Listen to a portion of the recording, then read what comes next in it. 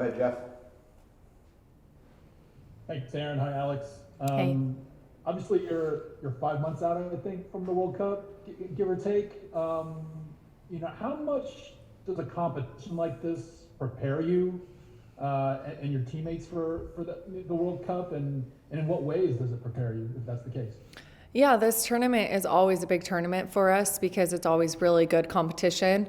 We're typically playing in 3 different cities, so managing the fatigue and the travel, and then playing great teams back to back is always a good test for us. And even though it's a friendly tournament, it's really important for us to want to win this tournament and to kind of continue to kind of prove to ourselves why we belong at the top and why we do have the mentality that we have. And especially going into a World Cup, this is an incredibly important tournament because it's kind of the last time that we're going to get a chance to do 3 games in a short period of time that sort of replicate in a way either a group stage or a knockout stage, something where you have consecutive games and you're having to manage the travel and the fatigue. And just to follow on, if I may, stylistically, the teams seem very different. How does that kind of prepare you as well? What do you mean by stylistically? The opponent, sorry. Oh, okay. Yeah, the opponent, sorry. No worries. I was like, I love that we're playing 3 very different teams, and these are teams that we haven't seen all that often, especially Japan and Brazil. So it is important to get teams who play a different style. Canada is super structured and organized. Brazil, they're going to be great on transition. Japan, they're just so clean on the ball, and they're going to break you down if you have one lapse in judgment defensively. So they all kind of bring different things. So it's important to do the fine tuning now, to do the small things right in the games. And I think that was something that Vlatko really thought was important in the last games against New Zealand was regardless of if they're not getting 3, 4, 5 people in the box on the attack, we're making sure to have our defensive structure set. And we're trying to make those good habits starting with the beginning of the year with those New Zealand games so we can build on that. And these games will be no different. We're going to try to continue on that, good defensive structure, attacking, transition mentality, and the things that we're really the best at. Okay, thanks. Thanks, Jeff. Let's go to Meg Linehan. Go ahead, Meg. Thanks, guys.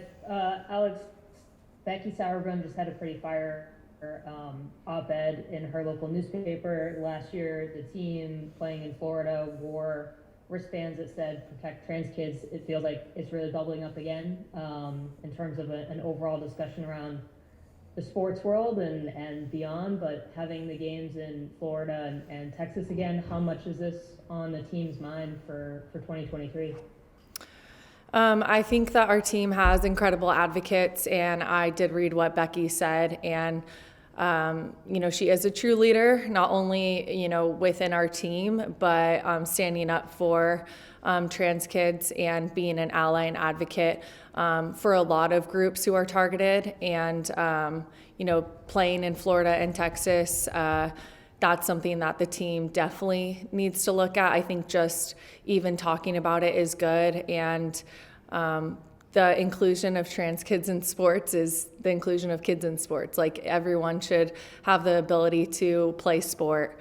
And the fact that it's being taken, into politics so big is really sad. And I think it's at the cost of trans kids' life. So it's really sad, and I feel like what Becky said was great. And for this team, we've always been very vocal with where we stand, and I think we'll continue to do that. But looking at these games in Florida and Texas, respectively, we're going to need to continue to step it up and have internal discussions as well with the team, because we're not ones to shy away from hard conversation or taking a stand for what's right. Thanks, Alex. Appreciate it. Let's go to Steve Goff. Go ahead, Steve.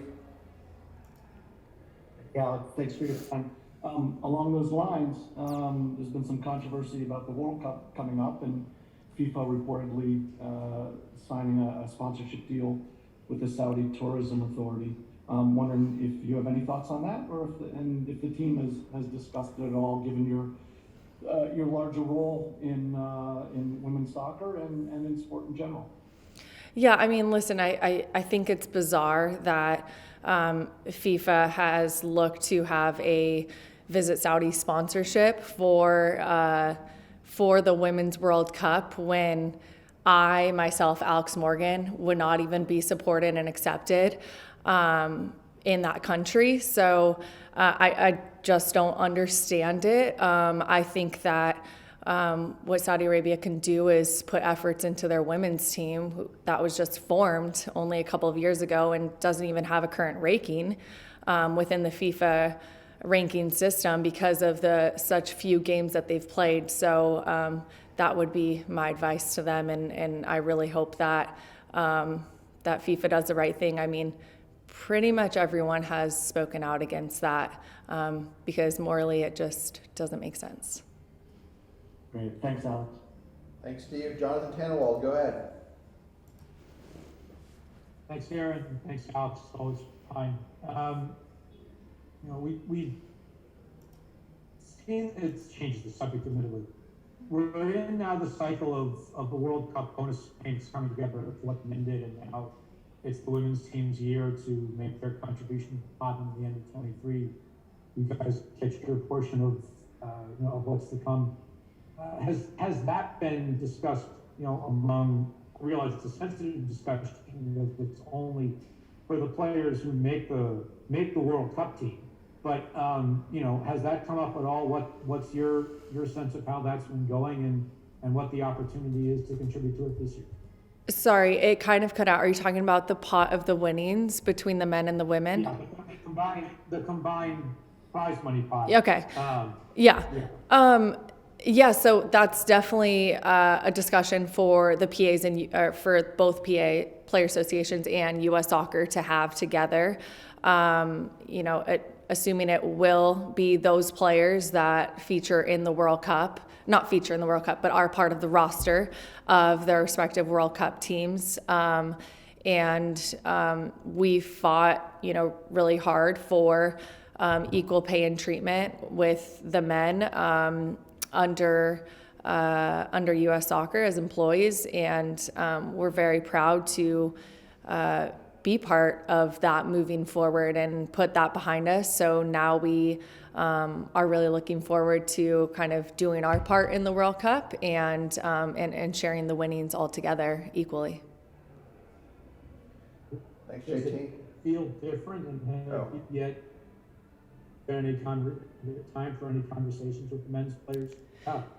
I mean, right now we're allowing our PA and the men's PA to have those discussions, and if necessary, players will continue to be a part of those conversations. But right now, we're just kind of focusing on the soccer part and can't really think about the winnings without taking it game by game. Lakin Littman, go ahead.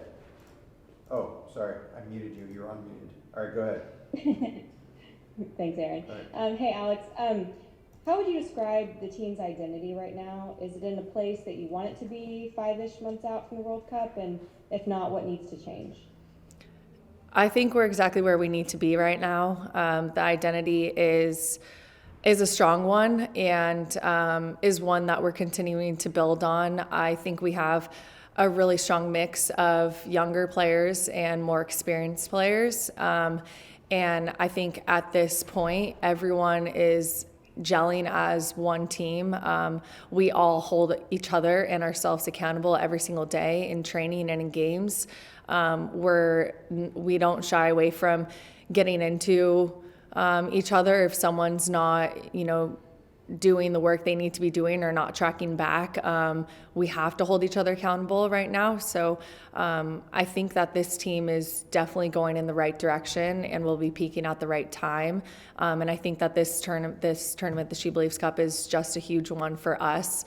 to continue building on what we need to work on and the structure that we need to have both in the attack and defense, and just continuing to get these games in front of us, playing against good competition. It's really important, and I think we're exactly where we need to be.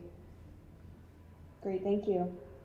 Last couple for Alex. Let's go to Andrew Jones. Go ahead, Andrew. Thank you, Aaron. How you doing, Alex? Just wanted to ask you, what was your highlight off the field in January in terms of that lovely coconut moment that you and Charlie were having there on the playground as well? And, your thoughts in terms of the transactions in the WNBA, seeing the Aces and Liberty have their own super teams, and if you had any predictions towards those two teams going into next season, and how excited you were about that. Well, having Stewie sign for Liberty was a huge change, so I think there's going to be some powerhouses. So, I mean, we'll have to see. There's no team in San Diego, so I have to find my team outside of San Diego area. So we'll see once they get going, kind of who draws my attention the most in that regard. And in January, it was just a good month, but definitely had some really good family time and tried to enjoy kind of the last moments of peace before the chaos ensues of preseason and ramping up towards World Cup. So we're starting to get in the thick of it now, and I really kind of enjoyed kind of the calm before the storm in that early January period. Thanks, Andrew. Let's go to Dom Joseph. Go ahead, Dom. Hey, Alex. Hope you can hear me okay. I know it's been very well documented how a lot of your teammates are your best friends. And I wanted to ask, how beneficial is it to be in the biggest stage of women's soccer with your best friends out on the field with you? How does that help with communication and trust? JT, mute yourself.